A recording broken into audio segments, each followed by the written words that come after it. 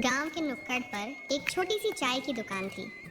वहाँ हमेशा हलचल रहती, लेकिन आज शाम कुछ खास थी। रामू और श्यामू, दो पक्के गरीब दोस्त जो अपनी मस्ती और बातों के लिए मशहूर थे, वहाँ बैठे चाय की चुस्कियाँ ले रहे थे। यार श्यामू, ये चाय वाला भी कमाल का है। चाय में इतना पानी डालता है, लगता है हम समंदर पी रहे हैं। सही कह रहा है। मैंने तो एक बार पूछा था, भाई दूध क्यों नहीं डालते? तो बोला, गाय मुझसे नाराज है। वैसे श्यामू, तेरा क्या ख्याल है, अगर हम भी चाय की दुकान खोल लें तो? देख भाई, दुकान खोलना आसान है, लेकिन चाय बनाना तुझसे नहीं होगा। तेरा खाना भी ऐसा होता है कि आदमी खाए तो अस्पताल जाए। अबे, खाना खराब नहीं होता, लोग बेईमान हैं, मुफ्त में खाकर भाग जाते हैं। हाँ, और जो बेचारे भाग नहीं सकते वो खड़े खड़े तेरा खाना पचाने की कोशिश करते हैं। अरे भाई, चाय पीनी है तो पियो, नहीं तो अपनी दुकान खोलो और मुझे आराम करने दो। भाई, तेरी दुकान में आराम करने के लिए ही तो आते हैं, घर पर तो बीवी खोपड़ी खा जाती है। सही कहा रामू, तेरी बीवी की आवाज सुनकर तो कुत्ते भी भौंकना बंद कर देते हैं। और तेरी बीवी, उसके ताने सुनकर तो गधे भी सिर पटक लेते हैं। चाय वाला खुद को हंसी से रोक नहीं पाया और बोला, भाई, तुम्हारी बातें सुनकर लगता है चाय में चीनी कम डाल दूं, तुम लोगों की हंसी से ही मिठास आ जाएगी। यार श्यामू, अगर हम लोग ना होते तो इस गांव में मजा ही नहीं होता। सही कहा भाई, हमारी बातों से ही तो लोग अपना दुख दर्द भूल जाते हैं। दोनों ने चाय खत्म की। दुकान वाले को पैसे दिए, थोड़ा कम, क्योंकि दोनों हमेशा मोल भाव करते थे, और अपनी मस्ती भरी दुनिया में वापस चल दिए। उनकी हंसी और मज़ेदार बातें गांव की हर गली में गूंजती रहीं। गरीब थे पर दिल के अमीर, हंसी ही उनकी सबसे बड़ी पूंजी थी।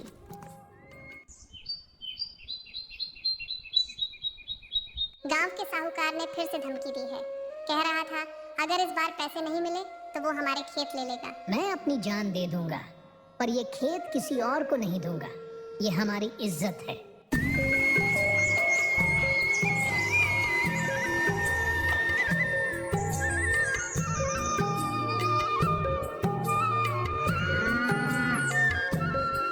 रहसपुर गांव के एक छोटे से कच्चे मकान में एक गरीब किसान अपनी पत्नी सीता और बेटा मोहन के साथ रहता था। रमेश की जिंदगी खेतों के भरोसे ही चलती थी, लेकिन इस साल बारिश ने जैसे उसका साथ ही छोड़ दिया। फसलें सूख गई और कर्ज का बोझ सिर पर चढ़ गया। रमेश, घर में खाने के लिए कुछ भी नहीं बचा। बच्चे को आज सिर्फ आधा रोटी देकर सुला दिया। अब कल क्या करेंगे? मैंने पाटिल से बात की थी, शायद कुछ उधार दे दें, लेकिन वो भी अब मना कर रहे हैं। कहते हैं कि पहले पुराना कर्ज चुकाओ। मोहन मासूमियत से, बाबा, हमें स्कूल कब जाना है? मास्टर जी कहते हैं पढ़ाई के बिना कुछ नहीं मिलेगा। हमारे खेत में मेहनत करते करते तुम्हारी हालत बिगड़ गई है, पर फसल से कुछ नहीं मिला। क्या यही है हमारी जिंदगी?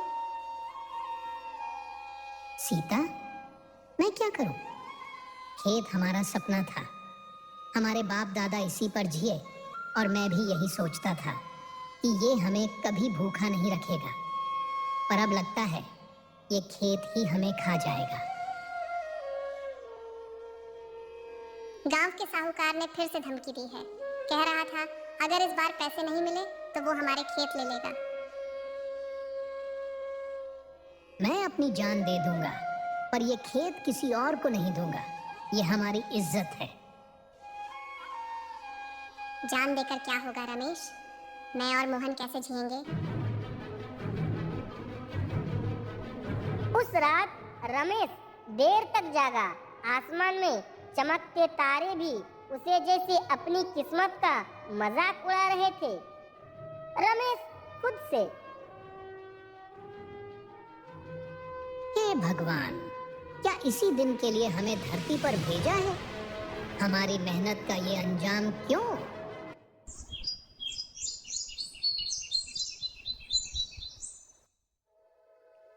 अगले दिन सुबह रमेश गांव के चौपल पर गया। उसने सरपंच और गांव के बड़े बुजुर्गों से मदद की गुहार लगाई, लेकिन हर जगह से सिर्फ उम्मीद के खोखले शब्द मिले। उस रात रमेश घर नहीं लौटा। सीता ने सारा गांव छान मारा, लेकिन उसका कोई पता नहीं चला। मोहन माँ से बार बार पूछ रहा था, बाबा कहाँ गए? और सीता की आंखें आसमान की ओर थी, जैसे किसी जवाब का इंतजार कर रही हो। गांव के चौपल पर रमेश ने साहूकार से आखिरी बार बात की। साहूकार जी, खेत गिरवी रख देता हूँ, थोड़े पैसे दे दो।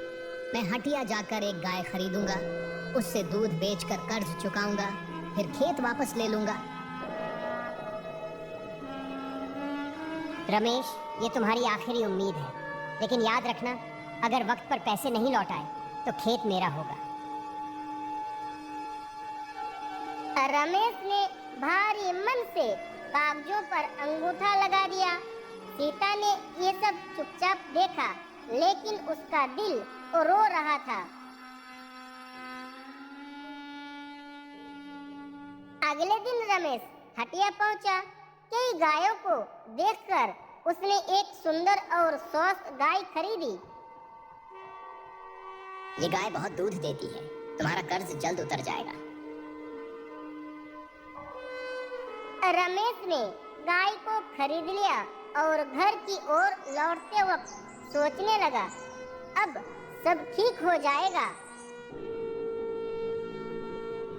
रात को रमेश ने गाय को आंगन में बांधा और चैन की नींद सो गया, लेकिन उसकी नींद सुबह टूटते ही एक झटके में उड़ गई। रमेश, गाय कहीं नहीं दिख रही। रमेश दौड़कर आंगन पहुंचा। गाय का कोई नामो निशान नहीं था, बस टूटी हुई रस्सी पड़ी थी। रमेश ने तुरंत गांव में शोर मचाया। मेरी गाय चोरी हो गई है, किसी ने कुछ देखा क्या? गांव वाले इकट्ठे हुए, लेकिन कोई मदद नहीं कर सका। रमेश, गाय ढूंढने की कोशिश करो, लेकिन इस गांव में कोई चोर नहीं है, शायद बाहर के किसी ने ली हो।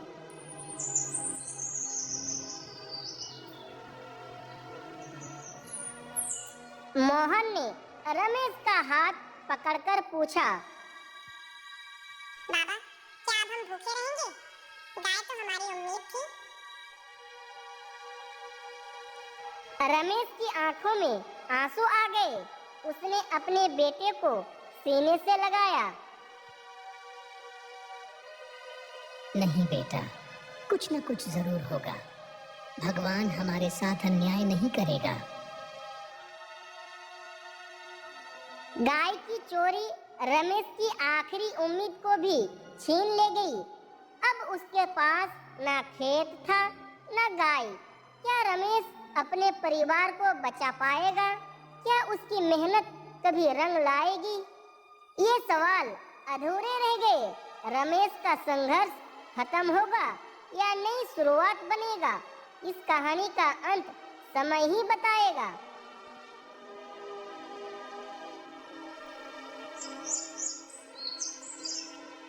गाय की चोरी ने रमेश और सीता को पूरी तरह तोड़ दिया, लेकिन उनके पास हार मानने का समय नहीं था। रमेश, अब बैठने से कुछ नहीं होगा, हमें बच्चों के लिए कुछ करना होगा। मैं खेत नहीं बचा पाया, गाय भी चली गई, अब क्या करूं? मजदूरी करो, धीरे धीरे पैसे जुटाओ। जब तक हिम्मत है तब तक हारने का सवाल ही नहीं उठता।